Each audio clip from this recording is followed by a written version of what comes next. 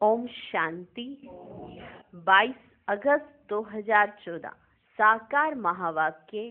बाबा कहते, मीठे बच्चे, अब वापिस घर जाना है, इसलिए बाप को याद करने और अपने चरित्र को सुधारने की मेहनत करो। आज का प्रश्न, अज्ञान नींद में सुलाने वाली बात कौन सी है, उससे नुकसान क्या हुआ है? उत्तर, कल्प की आयु लाखों वर्ष कहना यही अज्ञान की नींद में सुलाने वाली बात है। इससे ज्ञान नेत्रहीन हो गए हैं, घर को बहुत दूर समझते हैं, बुद्धि में है अभी तो लाखों वर्ष यहाँ ही सुख दुख का पाठ बजाना है, इसलिए पावन बनने की मेहनत नहीं करते हैं। तुम बच्चे जानते हो अभी घर बहुत नजदीक है, अब हमें मेहनत करके कर्मातीत बनना है। ओम शांति। मीठे मीठे बच्चों को अब बाप ने घर याद दिलाया है। भल भक्ति मार्ग में भी घर को याद करते हैं, परंतु वहां जाना कब है, कैसे जाना है, वे कुछ भी नहीं जानते। कल्प की आयु लाखों वर्ष कह देने के कारण घर भी भूल गया है। समझते हैं लाखों वर्ष यहाँ ही पाठ बजाते हैं, तो घर भूल जाता है। अभी बाप याद दिलाते हैं, बच्चे घर तो बहुत नजदीक है, घर तो बहुत नजदीक है, अब चलेंगे अपने घर, अब चलेंगे अपने घर। मैं तो तुम बच्चों के बुलावे पर आया हूँ, चलेंगे, चलेंगे। कितनी सहज बात है। भक्ति मार्ग में तो पता भी नहीं पड़ता कि कब मुक्ति धाम में जाएंगे। मुक्ति को ही घर कहा जाता है। लाखों वर्ष कह देने के कारण सब कुछ भूल जाते हैं। मुक्ति को घर कहेंगे, पर लाखों वर्ष के कारण सब कुछ भूल जाते हैं। बाप को भी तो घर को भी भूल जाते हैं। लाखों वर्ष कहने से बहुत फर्क पड़ जाता है, लाखों वर्ष का है। अज्ञान नींद में जैसे सो जाते हैं, किसको भी समझ में नहीं आता। भक्ति मार्ग में घर कितना दूर बताते हैं। बाप कहते हैं, वाह मुक्ति धाम में तो अभी जाना है, अभी तो कहाँ जाना है? ऐसे थोड़े ही तुम कोई लाखों वर्ष भक्ति करते हो, तुमको पता भी नहीं है कि भक्ति कब से शुरू हुई है। लाखों वर्ष का हिसाब तो करने की दरकार ही नहीं है। बाप को और घर को भूल जाते हैं। तो आज विशेष बाबा बाप को और घर को याद दिला रहे हैं, विशेष घर की स्मृति दिलाई जा रही है। बाप को और घर को भूल जाते, यह भी ड्रामा में नूंद है, परंतु नाहेक इतना दूर कर देते हैं, नाहेक इतना दूर कर देते। अब बाप कहते, बच्चे घर तो बिल्कुल नजदीक है, अब मैं आया हूं तुमको ले चलने। घर चलना है, घर चलना है, घर चलना है, परंतु पवित्र तो जरूर बनना है। गंगा स्नान आदि तो तुम करते आए हो, परंतु पवित्र तो बने नहीं हो। गंगा स्नान करते आए, पवित्र तो बने नहीं हो। अगर पवित्र बनते तो घर चले जाते, तो घर चले जाते, परंतु घर का भी पता नहीं तो पवित्रता का भी पता नहीं। घर का नहीं पता तो पवित्रता का भी पता नहीं। आधा कल्प से भक्ति की है तो भक्ति को छोड़ते ही नहीं है। अब बाप कहते हैं, भक्ति पूरी होती है, भक्ति में तो अपरंपार दुख रहता है। ऐसे नहीं कि तुम बच्चों ने लाखों वर्ष दुख देखा है, ऐसा नहीं है। लाखों वर्ष की तो कोई बात ही नहीं है।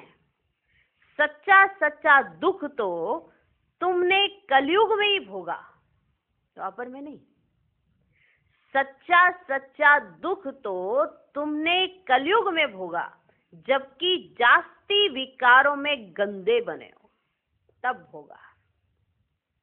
पहले जब रजों में थे तो कुछ समझ थी, अभी तो बिल्कुल बेसमझ हो गए। अब बच्चों को कहते हैं, सुखधाम चलना है, चलना है तो पावन बनो। जन्म जन्मांतर के जो पाप सिर पर हैं, उन्हें याद से उतारो, उन्हें याद से उतारो, याद से बड़ी खुशी रहेगी। जो बाप तुमको आधा कल्प सुखधाम में ले जाते हैं उनको याद करना है बस। जो तुमको सुखधाम का मालिक बनाते तुम्हें उनको याद करना है बस। बाप कहते हैं तुमको ऐसा बनना है लक्ष्मी नारायण जैसा। ऐसा बनना है। एक है लक्ष्मी नारायण, एक है लक्ष्मी नारायण जैसा, अंतर है ना। बाप कहते तुमको ऐसा बनना है, माना लक्ष्मी नारायण जैसा बनना है। तो एक तो पवित्र बनो और चरित्र सुधारो। पवित्र बनो और चरित्र सुधारो। विकारों को कहा जाता है भूत। क्या कहा जाता है? भूत। विकारों को कहा जाता है भूत। लोभ का भी भूत कम नहीं है, लोभ का भी भूत कम नहीं है। यह भूत बहुत अशुद्ध है। लोभ का यह भूत बहुत अशुद्ध है, मनुष्य को एकदम गंदा बना देता है। लोभ भी बहुत पाप कराता है। लोभ, बाकी भूतों के बारे में तो सुना, आज अभी लोभ के बारे में सुनो। लोभ भी बहुत पाप कराता है।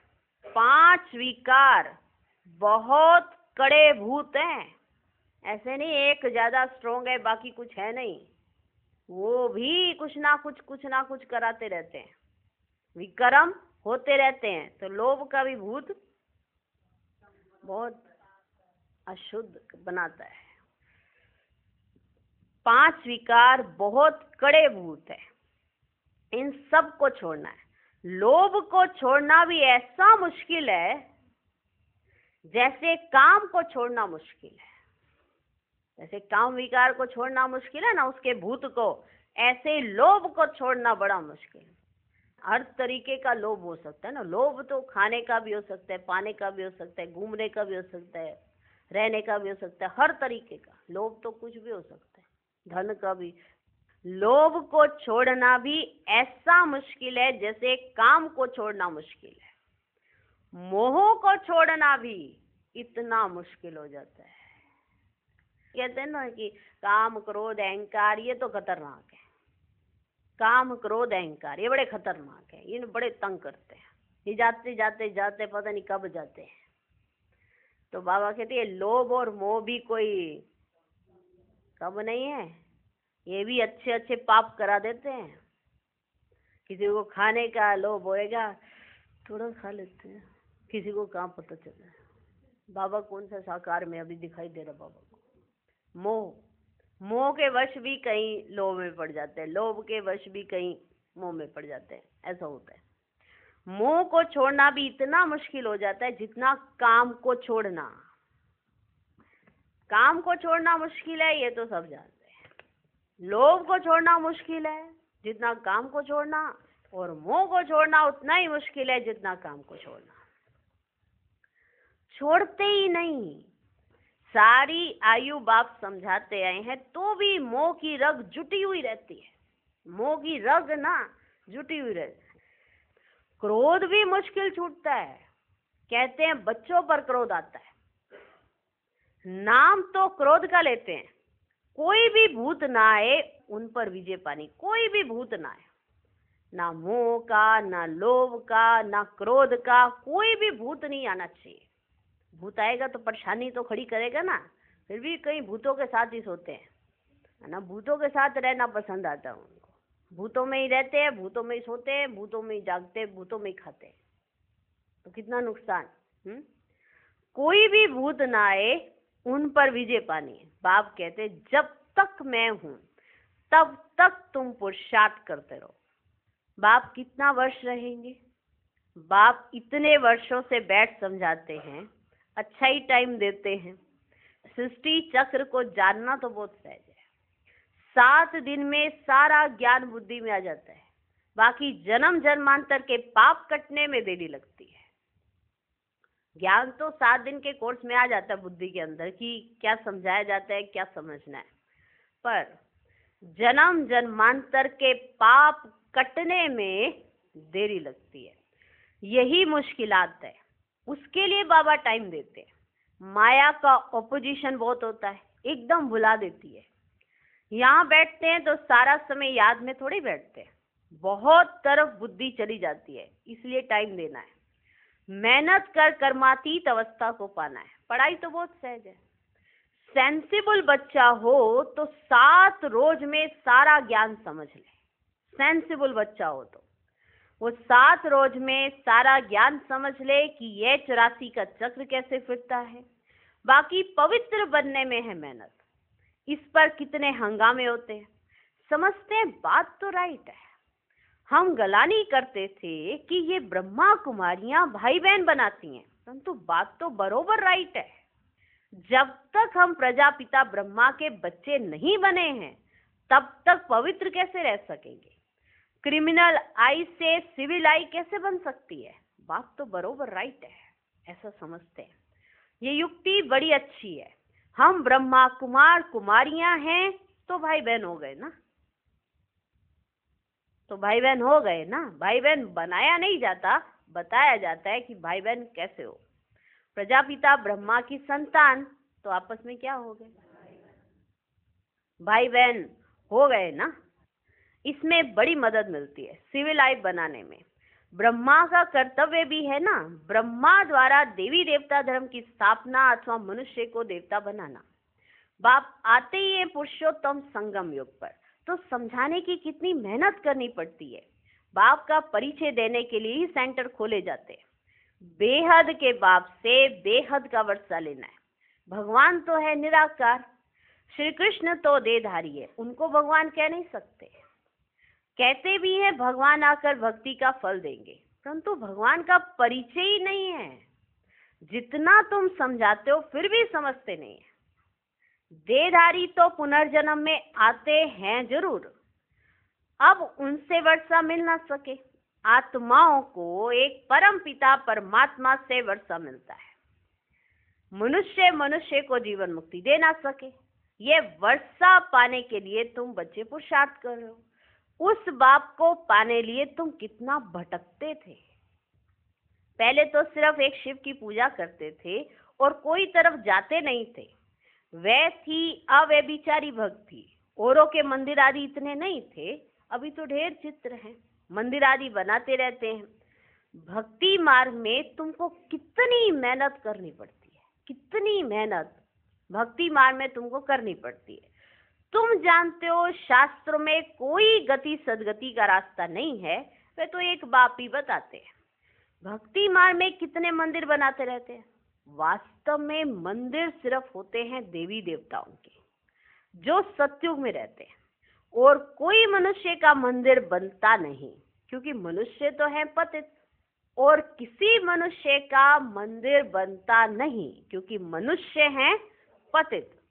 पतित मनुष्य पावन देवताओं की पूजा करते हैं। भले वह भी मनुष्य हैं, देवी देवताएं भी मनुष्य हैं, परंतु दैवी गुण है। जिनमें दैवी गुण नहीं है वे उनकी पूजा करते हैं। तुम खुद ही पूज्य थे, फिर पुजारी बने हो। मनुष्य की भक्ति करना, ये 5 तत्वों की भक्ति करना है। मनुष्य की भक्ति करना, किसी मनुष्य को भगवान समझना, ये 5 तत्वों की भक्ति करने जैसा है। शरीर तो 5 तत्वों का बना हुआ है ना, तो मनुष्य की भक्ति करना माना 5 तत्वों की भक्ति करना, क्योंकि शरीर तो 5 तत्वों का बना हुआ है। अब बच्चों को मुक्ति धाम में चलना है, जिसके लिए इतनी भक्ति की है, अब अपने साथ ले चलता हूं। तुम सतयुग में चले जाएंगे। बाप आए ही हैं पतित दुनिया से पावन दुनिया में ले चलने के लिए। पावन दुनिया है ही 2, एक मुक्ति और दूसरा जीवन मुक्ति। बाप कहते हैं मीठे मीठे बच्चों, मैं कल्प कल्प संगम युग पर आता हूँ। तुम भक्ति मार्ग में कितने दुख उठाते हो।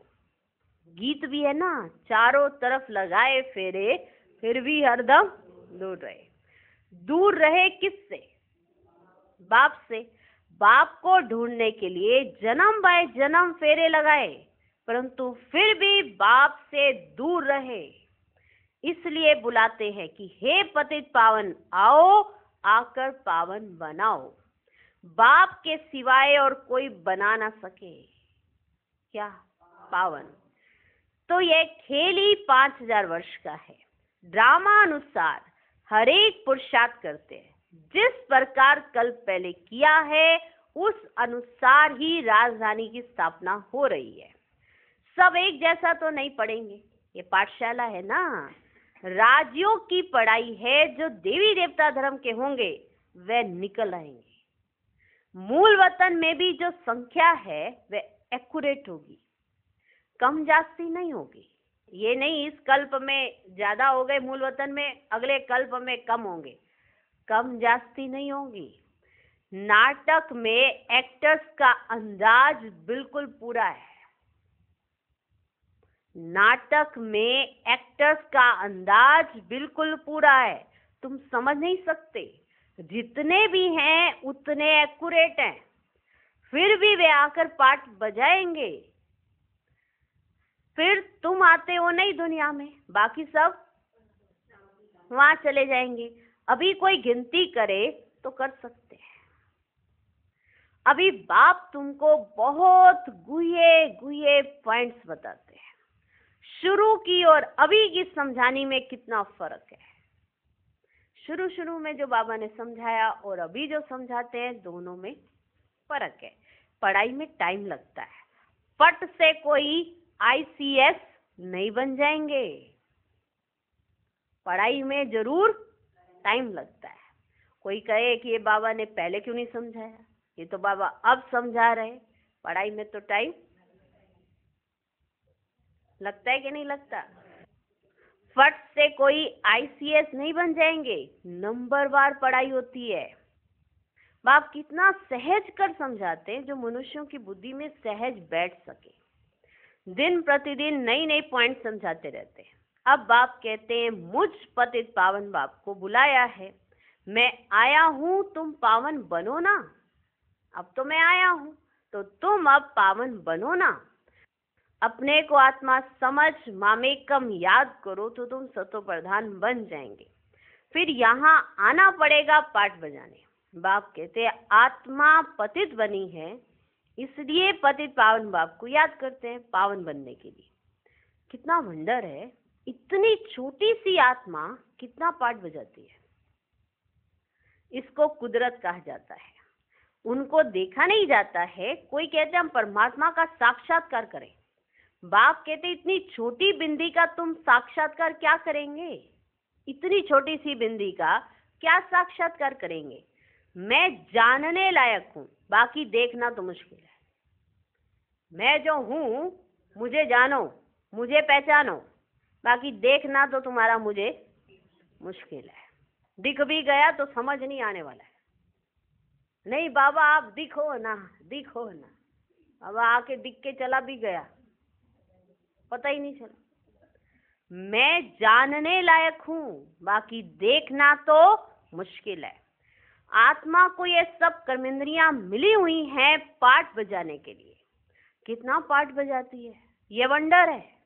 कभी भी आत्मा घिसती नहीं, इतना पाठ बजाते बजाते घिसती नहीं है। बस आत्मा ये कह देती थक गया, बस अब मैं थक गया, मैं थक गई। माना आत्मा थक गई है, अभी उसको घर जाना है। कितना बड़ा पाठ है, कितनी वंडर बात है। आत्मा इतना पाठ बजाते बजाते 84वें जन्म में आ गई, अभी भी घिसी नहीं, घिसी नहीं घिसी। कभी भी आत्मा घिसती नहीं। यह है अविनाशी ड्रामा, यह अविनाशी बना बनाया है। कब बना, कहीं पूछते हैं कब बना, ये पूछ ही नहीं सकते। इनको अनादि कहा जाता है। अनादि नहीं, बड़ा कब, अनादि है ये, अनादि। इसका विनाश नहीं होता। ये सर्कल खींच दिया है। अब इसमें बताओ कहां से शुरुआत हुई थी। ये सर्कल है, आपको दिखाने से पहले ही खींचा हुआ है। आप बताओ कौन से पॉइंट से इसकी शुरुआत हुई, बता सकते हैं? बता सकते? ये सर्कल है, ठीक है, ये खींच दिया। अब बताओ इसकी शुरुआत कहाँ से हुई? बता सकेंगे कौन से पॉइंट से शुरुआत हुई? नहीं बता सकेंगे। तो ये एक सर्कल है, ये ड्रामा एक सर्कल है, ये ऐसे ही घूमता फिरता रहता है। इसमें ये नहीं कह सकते इसकी शुरुआत यहाँ से हुई, इसका अंत यहाँ होगा, क्योंकि ये अनादि अविनाशी है। यहाँ खत्म नहीं होते हैं, ऊपर से आत्माएं आती रहेंगी, जब बहुत जास्ती पतित हो जाएंगी और जब वापस घर जाने के तो बाप आएंगे। तो ये सर्कल है, इसका बताया नहीं जा सकता कि ये कहाँ से शुरुआत हुई। ये अनादि अविनाशी ड्रामा है, इनको अनादि कहा जाता है। मनुष्यों से पूछो रावण को कब से जलाते आए हैं, शास्त्र कब से पढ़ते आए हो, तो कह देते अनादि है, पता नहीं है, मूंझे हुए हैं ना। अपनी बारी में ये मूंझ चलेगी। जब भगवान कहे कि अनादि अविनाशी है तो कारण दो पहले, कैसे अनादि अविनाशी है। अपनी बारी में मूंझ, इतनी मूंझ चलेगी। तो मूंझे हुए हैं ना, बाप बैठ समझाते हैं हूबहू जैसे बच्चों को पढ़ाते हैं। ये समझानी ऐसी है जैसे पढ़ाया जाता है। ये स्कूल है, टीचर बैठकर पढ़ाते हैं, समझाया जा रहा है कि क्या हुआ था, कैसे हुआ था, अब आगे क्या होगा। तो बाप बैठ हूबहू ऐसे ही समझाते हैं जैसे बच्चों को पढ़ाते हैं।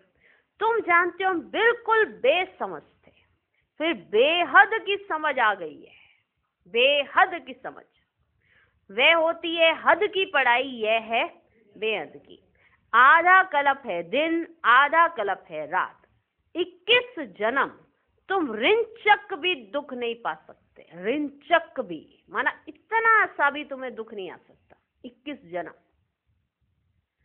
21 जन्म तुम रिंचक भी दुख नहीं पा सकते। कहते हैं ना, शल तुम्हारा बाल भी बांका ना हो, कोई दुख दे ना सके। नाम ही है सुखधाम, यहाँ तो सुख है ही नहीं। मूल बात है पवित्रता की। करेक्टर्स अच्छे चाहिए ना। बच्चों को हर बात क्लियर समझाई जाती है। नुकसान और फायदा होता है ना। अभी तो बाप कहते हैं फायदे की बात ही छूटी, अभी तो नुकसान ही नुकसान होने का है। अभी किसी का फायदा नहीं, अभी तो नुकसान ही नुकसान होने का है। विनाश का समय आ रहा है, उस समय देखना क्या क्या होता है। उस समय देखना क्या क्या होता है। बरसात नहीं होती है तो अनाज की कितनी महंगाई हो जाती है। भल कितना भी कहते हैं 3 वर्ष के बाद बहुत अनाज होगा, फिर भी अनाज बाहर से मंगाते रहते हैं। ऐसा समय आएगा जो एक दाना भी मिल नहीं सकेगा। ऐसा समय आएगा जो एक दाना भी मिल नहीं सकेगा। इतनी आपदाएं आनी है, इनको ईश्वरीय आपदाएं कहते हैं। बरसात नहीं पड़ी तो अकाल जरूर पड़ेगा। सभी तत्व आदि बिगड़ने वाले हैं। बहुत जगह तो बरसात नुकसान कर देती है, वो जगह तो बरसात बहुत नुकसान कर देती है। तुम बच्चे जानते हो, बाप आदि सनातन देवी देवता धर्म की स्थापना कर रहे हैं।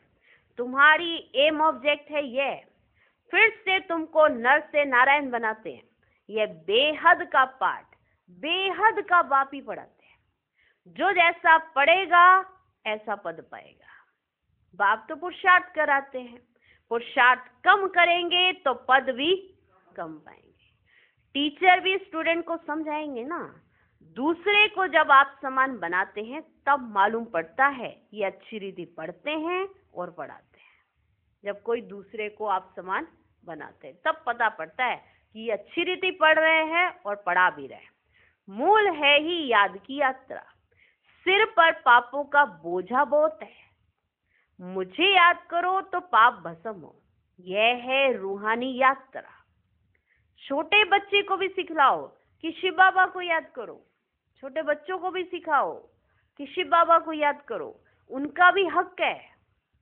यह नहीं समझेंगे कि अपने को आत्मा समझ बाप को याद करना है, इतनी समझ नहीं आएगी। नहीं, सिर्फ शिव बाबा को याद करेंगे। मेहनत करने से उनका भी कल्याण हो सकता है। मेहनत करने से उनका भी कल्याण हो सकता है। अच्छा, मीठे मीठे सिकिलधे बच्चों प्रति माता पिता बाप दादा का याद प्यार और गुड मॉर्निंग। रूहानी बाप की रूहानी बच्चों को नमस्ते। हम रूहानी बच्चों की भी रूहानी बाप को नमस्ते नमस्ते नमस्ते। Good morning good morning good morning. धारणा के लिए मुख्य सार। पहला पॉइंट, नर से नारायण पद प्राप्त करने के लिए बेहद के बाप से बेहद का पाठ पढ़कर दूसरों को पढ़ाना है। आप समान बनाने की सेवा करनी है। दूसरा पॉइंट, लोभ मोह की जो रगें हैं उनको निकालने की मेहनत करनी है। अपने चरित्र को ऐसा सुधारना है जो कोई भूत अंदर प्रवेश होने ना पाए। आज का वरदान, अपने संकल्पों को शुद्ध, ज्ञान स्वरूप और शक्ति स्वरूप बनाने वाले संपूर्ण पवित्र भव।